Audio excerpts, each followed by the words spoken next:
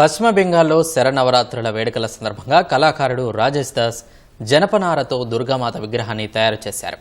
బహురంపూర్కు చెందిన దాస్ జూట్తో తయారు చేసిన దుర్గామాత 13 అడుగుల ఎత్తైన విగ్రహాన్ని ముర్షిదాబాద్లోని కంది పట్టణంలోని పండల్లో ప్రతిష్ఠించనున్నట్లు వెల్లడించారు. ప్లాస్టర్ ఆఫ్ ప్యారిస్ హానికర రంగులతో తయారు చేసే విగ్రహాలు పర్యావరణానికి హానిని కలిగిస్తాయని చెప్పారు. తోటి కళాకారులకు జూట్ రంగంలో ఉపాధి కల్పిస్తూ ప్రోత్సహిస్తున్నట్లు వెల్లడించారు. ప్లాస్టిక్ ప్రత్యామ్నాయంగా వాడే జూట్ వల్ల పర్యావరణహిత జీవన విధానం సైతం సాకారమవుతుందని దాస్ అన్నారు.